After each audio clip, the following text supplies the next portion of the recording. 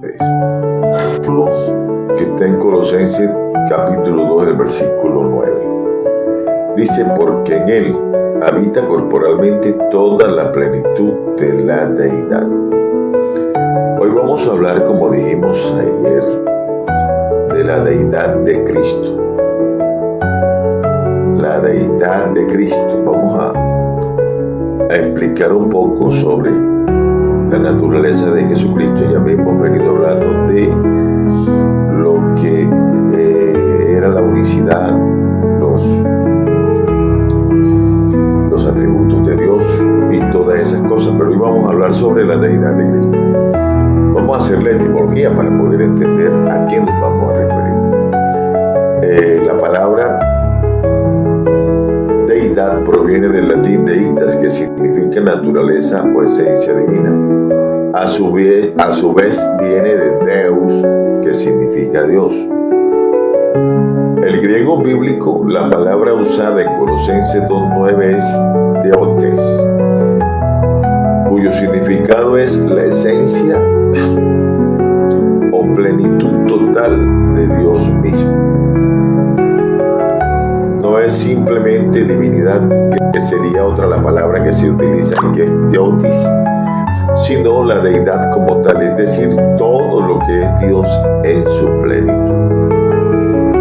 Entonces, la deidad de Jesucristo no es mostrarlo como un Dios en una unidad compuesta. La deidad de Jesucristo, como nosotros la tenemos concebida, como lo muestra la palabra, es Dios como unidad absoluta, porque una unidad absoluta es indivisible, no como lo muestra la Trinidad como una unidad compuesta, como que Dios Jesucristo es la segunda persona del Dios eterno. No, que ayudan a conformar un Dios. No, la Biblia lo muestra aquí en Colosenses 2.9, dice, porque en él habita corporalmente toda la plenitud de la deidad. Está dando a entender que este versículo no dice que Cristo comparte la deidad o que es parte de la Trinidad. Dice que en él habita todo lo que hace Dios ser Dios. No en una forma invisible o simbólica, sino corporalmente. En otras palabras, Jesús es el cuerpo visible del Dios invisible. En este término y en este conjunto de ideas nos vemos en la necesidad de explicarlo de esta forma, porque cuando hablamos de unicidad de Dios, hablamos de un Dios que es único, pero cuando hablamos de Jesucristo como Dios, no estamos desligando a Jesucristo del Dios unicitario, no. Estamos mostrando una faceta nueva de ese Dios del Antiguo Testamento que era invisible, pero que ahora dice la Biblia que su parte visible es Jesucristo. Es lo que da a entender el versículo de Colosenses 2.9. Porque en él, en Cristo, habita corporalmente toda la plenitud de la deidad. La deidad de Cristo. ¿Qué significa esto? Que Jesucristo es la manifestación total, plena y visible del Dios eterno. No es un ser inferior, ni derivado, ni creado. Es Jehová, el yo soy, que tomó forma humana sin dejar de ser Dios. En el Antiguo Testamento, Dios es espíritu eterno, invisible y único. En el Nuevo Testamento, ese mismo Dios se manifiesta como hombre. Su esencia divina no cambió, solo se reveló en una forma visible y tangible. Es decir, que lo que se había escuchado de Dios como espíritu, los israelitas tenían una forma como lo habían visto muchas veces, pero en el final de los tiempos hay una manifestación clara y visible de Dios. La deidad de Cristo no es un título compartido, es la identidad absoluta del Dios eterno revelada en carne. Jesús no tiene una porción de Dios, Él es la plenitud misma del Dios único. Entonces, de esa forma, nosotros tenemos concebido a Jesucristo. La deidad de Cristo es la verdad que conecta el monte Sinaí con el monte Calvario, porque son los dos pactos que muestra la Biblia: el pacto que hizo Israel con el Jehová de los ejércitos y el pacto nuevo que se hizo en el en el Calvario, aquel fue en el Sinaí, pero en el Calvario hay un pacto nuevo, que es el pacto en Jesucristo. Pero estas cosas no las decimos por decirlas, porque es que este es algo que vino desde la misma Biblia. En el Antiguo Testamento, los profetas anunciaron que Dios vendría. No dijeron que vendría el Hijo Eterno, ni una segunda persona, ni que vendría la segunda persona formada una unidad compuesta para conformar a un Dios. No. La Biblia dice que el mismo Dios vendría a salvar. Nosotros lo analizamos en Isaías 7:14, donde la Biblia explícitamente dice: la Virgen concebirá y dará a luz un hijo y llamará su nombre Emmanuel. Emmanuel, ¿qué significa? El término traducido de Emmanuel es Dios con nosotros. Entonces Dios vendría a morar con nosotros. En Isaías 9:6, la Biblia dice: un niño nos es nacido, hijo nos es dado, el principado sobre su hombro. Se llamará su nombre admirable, consejero, Dios fuerte, Padre eterno y príncipe de paz. Ese niño no sería cualquier niño. La Biblia lo muestra como sería el Dios eterno, el Padre eterno viniendo a redimir. Entonces, ¿quién es Jesús en realidad? En San Juan 1, del 1 al 14, la Biblia muestra: en el principio era el verbo era con Dios y el verbo era Dios. Dice: y aquel verbo fue hecho carne y habitó entre nosotros. Entonces, lo que en el principio se conocía como la palabra, porque es que el verbo es eso. En el principio, el término utilizado ahí es logos, que significa palabra. En el principio era el logos, es decir, en el principio era la palabra era con Dios y la palabra era Dios.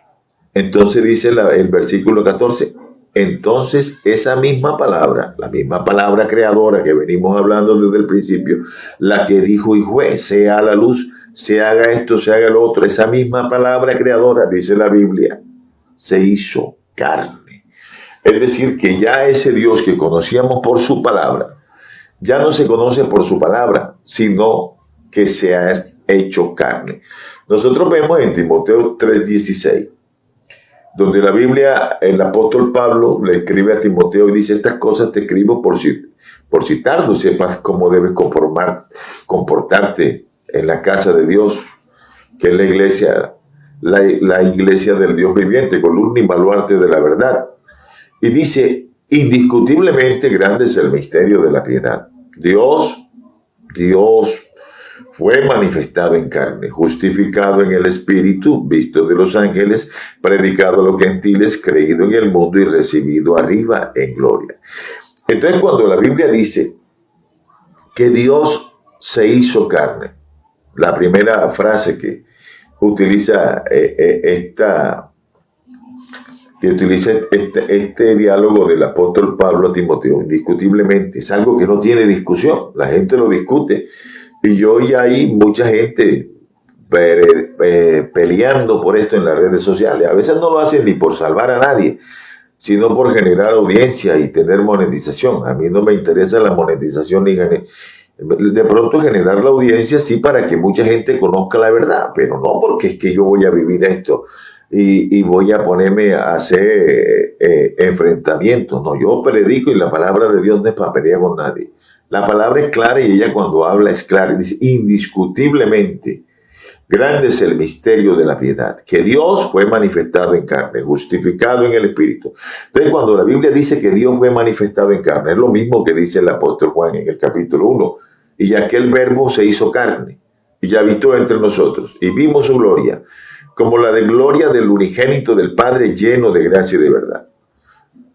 Sí, porque en esa manifestación de Dios es el Hijo de Dios. Nosotros no negamos que Él sea el Hijo de Dios. Nunca lo hemos negado.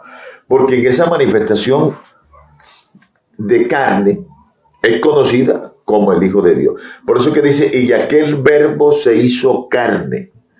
Es decir, lo que dijo Pablo a Timoteo: y Dios fue manifestado en carne. Dice, entonces, y aquel verbo se hizo carne y habitó entre nosotros. ¿En quién habitó? En la persona de Jesucristo. y habitó entre nosotros y vimos su gloria. Gloria como quién, como la del unigénito del Padre, lleno de gracia y de verdad. Porque la ley ciertamente fue dada por Moisés, pero la gracia y la verdad vinieron por medio de un hombre. Y este hombre es Jesucristo. Entonces, Jesucristo es la parte visible del Dios invisible. Por eso nosotros nos bautizamos en su nombre, porque es que Pedro cuando lo dijo con claridad y absoluta confianza: bautícense en el nombre de Jesucristo. Y todos los bautismos que están en el libro de los Hechos de los Apóstoles se hicieron en el nombre de Jesucristo. Los del capítulo 10, de la gente que estaba con Cornelio, aquellos bautismos en el capítulo 19, de los que habían sido bautizados en el bautismo de Juan, y todos los que se bautizaron en el nombre de Jesucristo. Por eso es que nosotros, una vez que nos bautizamos en el nombre de Jesucristo, recibimos el Espíritu Santo, porque la Biblia dice: y todo aquel que invocar el nombre del Señor será salvo. Cuando tú te bautizas en el nombre de Jesucristo, estás invocando ese nombre en tu vida, y por lo tanto el Espíritu de gracia que Él ha derramado, que en esta época que la manifestación de Dios es en el Espíritu Santo, viene a morar en el creyente. Es aquí que si alguno está en Cristo, nueva criatura es, las cosas viejas pasaron, todas salen hechas nuevas. Y la Biblia dice que Dios estaba en Cristo, reconciliando consigo el mundo, no tomándole en cuenta a los hombres sus pecados. Entonces, cuando nosotros vemos estas características en Jesucristo, nosotros no lo aislamos del gran Jehová de los ejércitos, nunca. Porque para nosotros, el mismo Jehová de los ejércitos es el mismo Jesucristo manifestado en carne. ¿Por qué? Porque Dios no tiene sangre, Dios no tiene carne. Y necesitábamos que alguien nos redimiera, pero que tuviera la misma naturaleza nuestra, pero que el pecado no lo hubiera alcanzado.